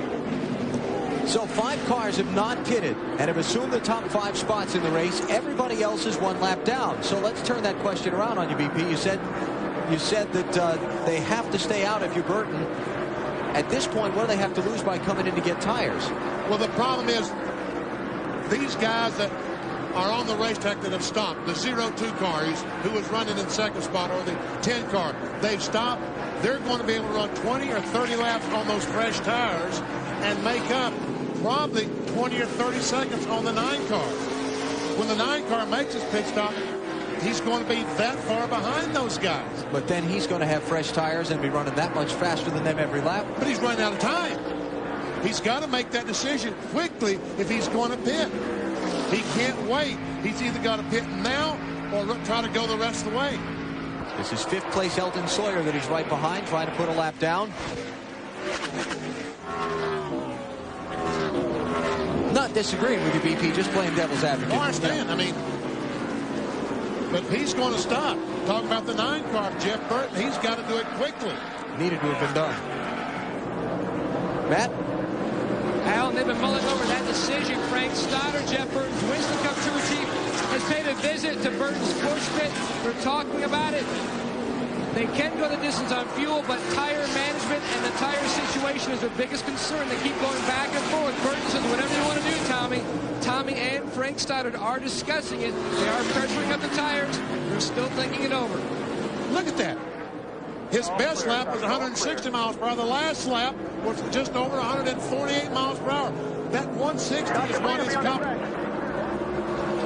That 160 is, and we see Skinner has hit the wall hard this time. Oh, we got more cars crashing. Rich Bickle in the 59 has spun, cautions out. And it all just paid off for Tommy Morgan, leaving Jeff Burton out there. But Jeff needs to run hard. He doesn't need to let these guys be getting a lap back. He needs to keep as many of these cars down a lap as possible. Kenny Wallace going to get 1 lap back. Here comes Jimmy Johnson on the apron in turn 3. And there's not a whole lot Jeff could probably do because these guys are on better tires. He's doing everything he can do right now. Now then. Good job, buddy. Good job. 15 to go. Caution's out. Now all these cars have another set of tires that they can change on the caution flag. Question is, are they going to give up that track position and put fresh tires, or you think they'll stay on the track? Well, there are only 5 cars on the lead lap now. So, yes, they'll come in and get those tires. Yep. And look at old Elton Sawyer snuck his way up there again. 5th spot right now. There are only 5 cars on the lead lap. Because the caution came out after Ryan Newman and all those others had made green flag stops, they've all been trapped a lap down. You've got Burton, McLaughlin, Wimmer, Hamilton Jr., and Sawyer as the only 5 on the lead lap. Those cars that just raced back by Jeff Burton were getting 1 of 2 laps they had lost back from their green flag pit stop. Dave? And Mike Skinner is in, and now the guy that I feel sorry for is Chris Kettle. That's a 16-year-old whose paint job made the car this weekend, and now Chris has to color it a different way as Mike has tagged the wall pretty hard. They talked about going straight back to the garage. Then they decided to keep it on pit road, tape it up a little bit, put some bungee cords on, and send it back out, but it's pretty hurt. Let's go to Matt Yoakum. Todd Ziegler jumps across the wall, goes to work on the right front. This will be a 4-tire stop for Burton as the 18 car of Mike McLaughlin passes by. They're going to go up 2 pounds on all 4 tires to help with the buildup. As they put the lugs on the left side, no adjustments for Burton, and he leaves his pit. Not a bad stop considering the Jackman had that slip and fall. Yes, it was. We see the 18 car. McLaughlin now rolling. And Scott Wimmer also coming back on the racetrack. Marty? Oh, this was a huge break for Elton Sawyer's team, Allen, but when he came down pit road, he almost overshot his pits. He was on top of the hose. They had to push the car back. They lost valuable time here. They have a good stop going from the time the stop started, but it took about 5 seconds before the stop did start. They will lose some valuable time here on pit road. I can only go back to what? You can't go too far back. 5th. So, yeah.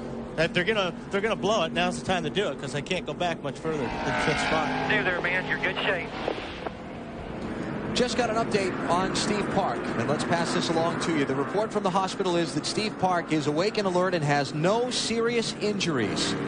He will be kept overnight for observation because he was unconscious when the safety workers got to him at his car in turn number 2. He did recognize his girlfriend and has had some conversation. No serious injuries for Steve Park, but he will be kept overnight for observation because he was unconscious when the safety workers got to him. Boy, that's good news. That is terrific news. Kenny Wallace will drive Steve Park's car in NASCAR Winston Cup Happy Hour.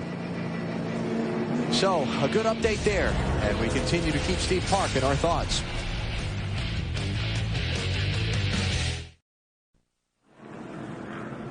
Here's what put us under the caution a moment ago at Darlington.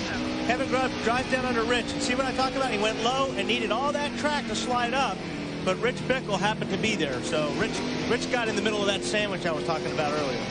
Now, a lot of the guys who had stopped under the green have chosen to stay out on the racetrack. There's leader Jeff Burton, 8th in line in that outside run. He's got 7 cars on the tail end of the lead lap, a full lap behind him as we go back at it with 11 laps to go.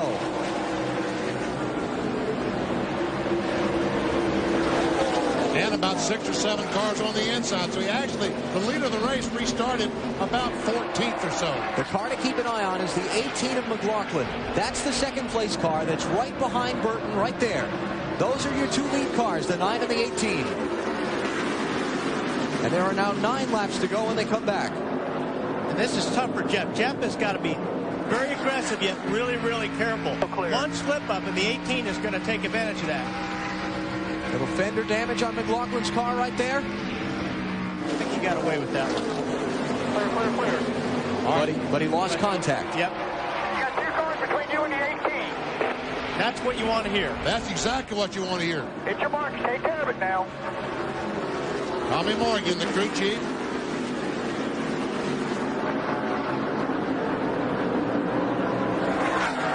Kevin Harvick is in 11th spot. Inside. He was on the tail end of the lead lap. I think the 2 and the 11 of Ron Hornaday are battling for position. Dave? And Benny Harvick is not happy right now. That car's been so bad. They even talked about pitting this last time, and they figured, well, we can't do anything more to it. That was Kevin's thoughts. And apparently we've got a car on the wall, guys. Kelly Denton has gotten into the outside wall. Caution's out. Oh, man. So all those cars now get back on the lead lap. Talking about the 0-2 of Ryan Newman, the 10 car of Jeff Green. And look, they're all stopping to make sure where the pace car goes so they don't get penalized for passing the pace car. See, the pace car started to creep out onto the track.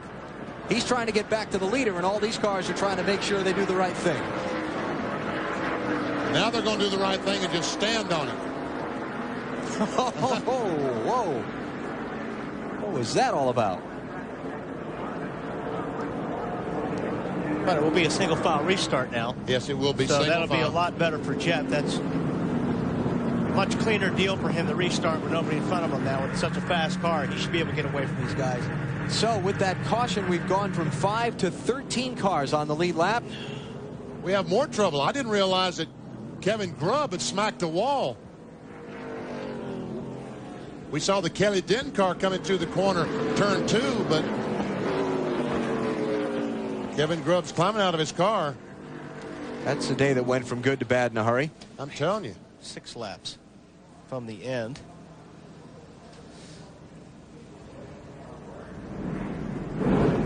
Wow. Now the question is, can they get that car picked up and off the... And Jeff, all these cars are coming in. Dave Burns. Well, Benny, I think what they're doing on the 10 car, I've been listening in their radio, and I don't believe that he hit anything in that altercation. They've got tires. They've got a set remaining that they can use, and they're going to put them on Jeff and try to make this car as good as they can get it. Jeff told me earlier today, he said, I may be going to win some cups next year, but every time I get in any car, I want to win. Matt? 4 fresh tires for Matt Kenseth. He overshot his pit box, had to push the car back. It was costly for the 17, but he's done. Guys? Yeah, we can see 21 seconds when the rest of his competition probably had 16, 17 second pit stops. Yes, new tires are critical. The leader, Jeff Burton, has, what, 2 or 3 laps of green flag raced on his tires?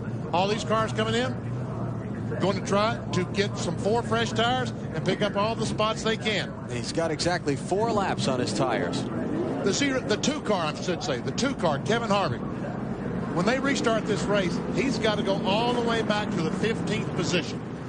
I think Kevin Harvick's a little unhappy that Jeff Burton didn't let him have a lap back there coming to that caution. Yeah, pushed him a little bit. Well, that's why Burton made the swerve.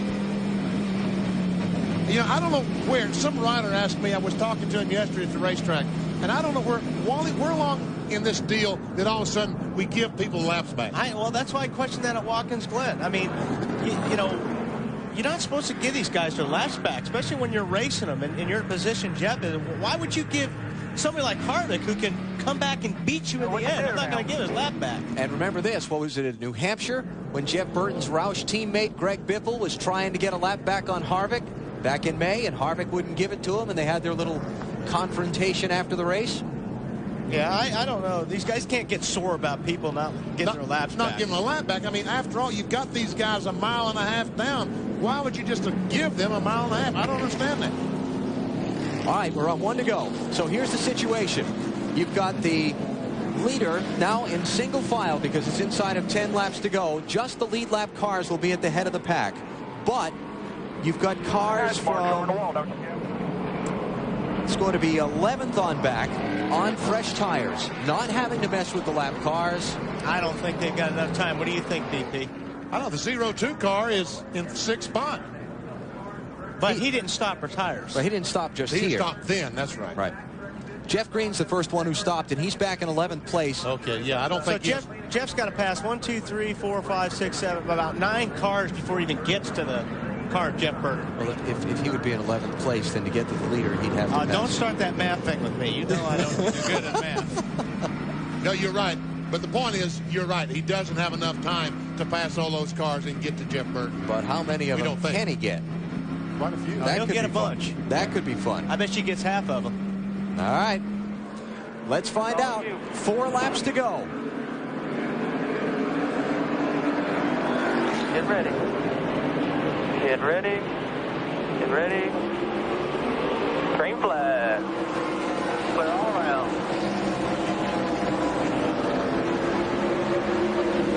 As Kim Burton, Jeff's wife, checking everything out.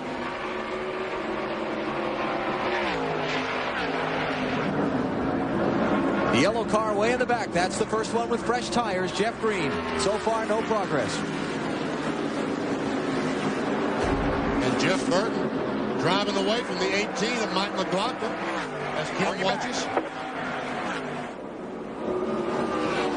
Battle for second spot. Here comes Elton Sawyer. Oh, man, that was close. But Elton takes that second spot away.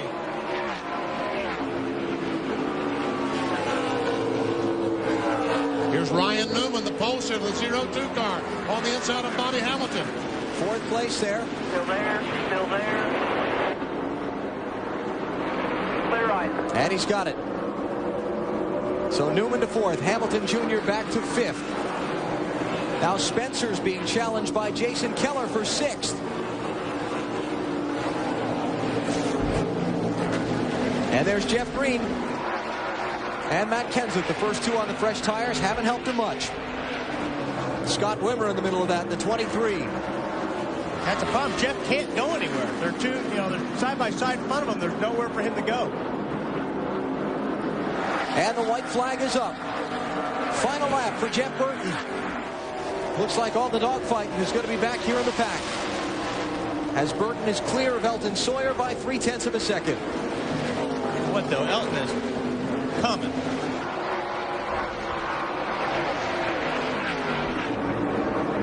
And there we see Elton Sawyer as he tries his best to close in on Jeff Burton. Oh, trouble. Crash. Shane Hall, Randy Tolsma involved as the leader comes off turn number 4 to the checkered flag. Randy got a wreck off the street. Jeff Burton has won at Darlington. Second win here. He won the race in 1997. He's taken it again today. And we see the 23 car, Scott Wimmer, has made contact with the outside retaining wall on this very last lap. And he's hot. He's going after somebody. Yeah. I'll tell you what, Jeff ought to be happy that more cars spinning and crashing up there. That's Wimmer. It was Greg Biffle he was going after. To the trailer. Yep, they're already calling. The red trailer. They're already calling him. Trailer. Or is it blue over there? So Jeff Burton scores here at Darlington for the second time, his 15th career NASCAR Busch Series victory, and he becomes the 16th different winner in 25 races in 2001. Let's go back and look at the post-race venting from Scott Wimmer. This is after, sorry, Alan, whatever did happen between the 16 and 23. 23 came back. Wow. That is payback, BT. That's big. There now. That is payback. Woo! Now that's a little bit uncalled for because of all the damage that he just did. That's really out of line. I mean, yeah, I can see spinning somebody out kind of like how Rusty did it last week. Turn over there. But he just tore up a race car there. Wow, that's dangerous. That's a little bit too much there. Well, let's see why he was so angry. Oh, here's the 25 car. Randy Tolsma spinning. There's Shane Hall, the 63 car being involved. The 91 car goes by. That's Stanton Barrett. Hank Parker, that's Lyndon Amick going by. It must have happened way after this wreck, because these guys aren't even in this wreck. Scott Wimmer or the 60 car. Maybe if we have a... Well, we'll see. In the meantime, Jeff Burton is in victory lane at Darlington again. Marty? Yeah, this is becoming a familiar sight. Jeff Burton will climb out of the gain forward and celebrate this fine victory here.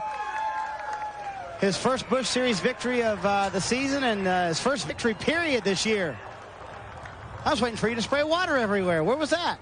Well, I gotta run here in just a minute in happy hour, so I don't want to get all wet. But great job. These guys did a heck of a job. We struggled with our Busch program this year, but they came out and really worked hard for this race, and real proud of them. Had great pit stops and did everything we needed to do. You're becoming very Pearson-esque here. I mean, this you and winning at Darlington is becoming a cliche. This is my favorite place in the world. I don't know of another racetrack. Miss Kimberly Page. And to me, this is what racing's all about. It's a tough old racetrack, and there's no pretty sweets and there's no pretty, all that good stuff. But it's just an awesome racetrack, and it's what racing's all about. Boy, those cautions really fell your way. Those guys started short pitting. I'm sure you were kind of worried then. Well, I didn't want to be the only one out there on that many lap tires because you're afraid you're going to get knocked out of the way. But I knew we were okay because, you know, they weren't going to make up two laps in 18 laps, and that's what they were going to have to do. So I knew we were okay, but my biggest fear was getting run into because you'd be going so slow compared to the guys with tires on. How come you didn't do one of those fancy burnout like those kids do? Well, because my guys work too hard. Everybody at Roush Racing works real hard on engines and transmissions and rear end gears and chassis and bodies. And to hell if I'm going to tear it up after the race. I think it's nonsense. We work too hard to tear it up, so we keep it together when we can. That's a veteran speaking, and Jeff Burton finally gets a victory here in 2001 to Matt Yoakum. It's second. You can coulda, woulda, shoulda things out, but boy, how many more laps did you need where you think you could have got by? Well, obviously we knew it was 147 when we came here, but from where we were after the rain delay, we had a left rear tire go flat. We pitted, lost all the track position, and our car wasn't very good. Ricky worked on it. The thing was awful loose, and there at the end, we finally got it pretty good, and my hat's off to Jeff Burton. Heck of a job, and then he let us get our lap back, and maybe a couple more laps, but still.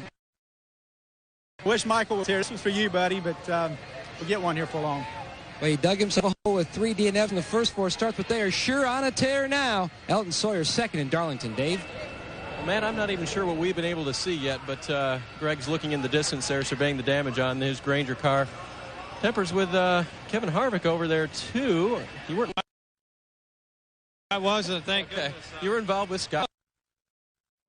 It just, I'm sure it was a total accident, but Scott got wrecked. This turn over here. He came up and apologized after the fact that he ran into me, but just destroyed the car. You know, we made it with a clean car the whole day and then got wrecked coming in the pits. But, you know, he came up and apologized. It was nothing intentional, obviously. Honestly, you really don't think he meant to run into you? No, because we weren't even near each other on the racetrack the whole day. Okay. So. Well, we'll follow up with Scott, although he has apologized. We'll also check and see what the deal is with Kevin Harvick because he was being restrained by one of his people. Let's go to Matt Yoakum. Nobody restraining Mike McAshoes, McLaughlin. I tell you what, a great day, good run, but boy, I know you wanted that second or first place finish. What happened there? Well, we were just real good on a long run as the runs went on. We progressively, well, we didn't get as bad as everybody else. New tires were a little tight, took a while for it to get going. Stops, the green flag, you know, that would have been in our favor. I think we'd have been all right either way, but my guys were awesome in the pits. Good day for MBNA, third place, we'll take it. What about the battle with the 98? Well, you know, that's with a couple to go, you know, you get kind of push and shove a little bit. You know, I did a similar thing to him at Michigan, so, you know, you got to take, you know. Magic Shoes third in Darlington. Well, I guess I owe Scott an apology because if it wasn't a payback, it was certainly interesting. It was interesting. But it sure looked like he was going after somebody. What we're going to do is we're going to get a hold of Scott and hear his side. Find out exactly what did happen. How about that? While we do that, let's check out the finishing results from today's South Carolina 200, presented by Applebee's. Jeff Burton in victory lane with his first win in the Busch Series of 2001. Ryan Newman came back from the lost wheel early for a fourth-place finish. Bobby Hamilton Jr., good top 5 run. Jeff Green only picked up 2 spots after the fresh tires on that late caution. Tony Raines, a good top 10 finish today. We see 13 cars in the lead lap. Kevin Harvick, the first car lap down, in 14th position. Here are some of the cars that had their problems, particularly at the end of the race. Rich Bickle with that late spin when he was bumped by Kevin Grubb. You had Shane Hall, Randy Tolsma involved in that last lap skirmish off turn 2. And now some of the drivers who failed to finish. There see Steve Park in 38th and Larry Fort in 39th, involved in that bizarre crash off turn 2. Matt Yoakum. And Ryan Newman, how would you sum up your day? Like the year, up and down. I mean, to start up front, have an excellent qualifying run with the Altel Ford, go to the back, had that miscue with the tire falling off there, but recover, finish 4th. It just says a lot about the guys, and if we screw up, we can fix our problems sometimes. Being a rookie, how tough mentally to have to battle back from something like this when you know you had a good car, you know you started on the pole, and to have something like this happen? I was pretty proud of myself because I was looking around the car here and I didn't put a scratch on it. So outside of what happened there with the left rear tire, it's good to come away with Darlington like that with a 4th place finish. But just look forward to going to Richmond and doing the things we can to keep learning. The ABC Penske O2 Tour continues. Richmond, the next stop. And I talked about inexperienced driver, but Ryan Newman today, an inexperienced. To get a word with Scott Wimmer, we'll take a commercial break and come back with more from Darlington next on TNT.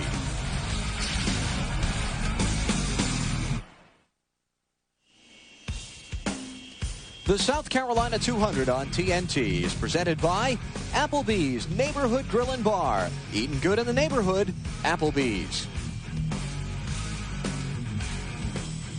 Still to come, NASCAR Winston Cup Series Happy Hour here at Darlington. Practice for tomorrow's Southern 500 is going to start momentarily. Let's check the next after today's South Carolina 200. Kevin Harvick's lead coming in was 345 over Jason Keller. Lost a little bit of ground. He lost a few points, but he has a few to spare. Not a whole lot of change there in top 10. One spot there. Mike Bowman and Tony Raines. Swapping a spot, and that's it.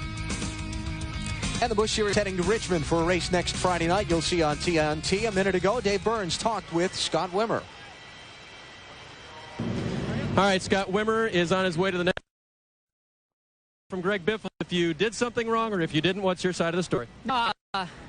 Jeff Green pinched me in the wall off at 2, and I hit it pretty hard. I was just trying to finish. He came down off the track. I couldn't turn nothing. I didn't mean to do it at all. It was my fault. I couldn't get slowed down in time. He turned down.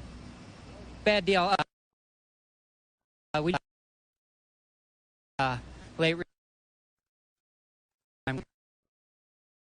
Next week. I don't know, probably I'll a little bit, say I was going too fast after a race or something, but I didn't mean to do it. It was, bad deal. All right, that's Scott Wimmer, and apparently that was the case. He did not mean, obviously, to get in the 60 car of Greg Biffle. And he almost got in the car with Biffle. Yeah, watch this. Watch this, folks. Watch this crash. Man, that's a hard lick.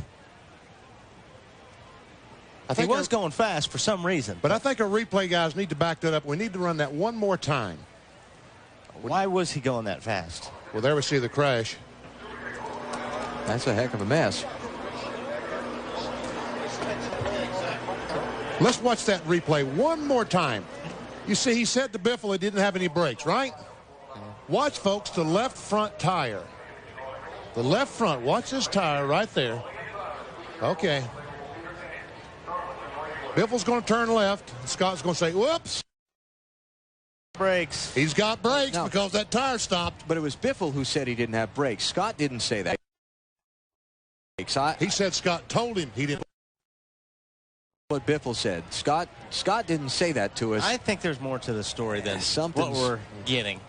Either Scott forgot that they turned into the garage back there off of turn 2, and he was steaming around to get up alongside somebody and said, oh, what, we're going back here, or something. Yeah. We'll give him a little rookie mistake leeway there. No. No, sir. No, sir. No, sir. Okay. Well, they got a big bill to fix that thing up before the next race at Richmond next weekend. That's for sure. Well, hopefully they have another car to use at Richmond next week, because trust me, they're not going to use that one. That one's not going anywhere. Well, we have seen our share of unusual Darlington occurrences today. The just bizarre accident off of turn number 2 under the caution flag that injured Steve Park, although the latest update on Steve is that he is alert and awake at the hospital with no serious injuries. But that was certainly one of the most unusual accidents I've ever seen. And we still don't know exactly what caused Steve Park's car all of a sudden just... I mean, watch this early on in the race, and you see him there, the 31 car, the white one. All of a sudden, the car just turns left, and the 14 car of Larry Foyt is coming along. He's a lap down. If they're getting ready for the restart, Larry's going to drive up beside the lead, tussling up to the front, and all of a sudden, the car is directly in front of him. Glad to say that Steve, again, does have no major injuries, but he will be kept overnight in the hospital here in the Darlington area for observation because he was unconscious when the safety workers reached him in that car. And so Jeff Burton has won the NASCAR Busch Series race, and now we turn our attention to tomorrow's Mountain Dew Southern 500. It's 52nd running. Happy hour about to get underway. Yay. You're grinning. But it's not very happy. It's not a very happy time. 45 minutes of practice to get your car perfect. And no car's going to be perfect. That's right. It doesn't happen. But this place it's a blast to race on. I mean, there is no grip, and you're sliding the car around. It's a four-wheel slide half the time once you go after tires. It's a real fun race, but like BP says, you're not going to get your car perfect. You're just looking for a balance. You're trying to get the car, to drive halfway decent on bad tires. It is time for Happy Hour next on TNT.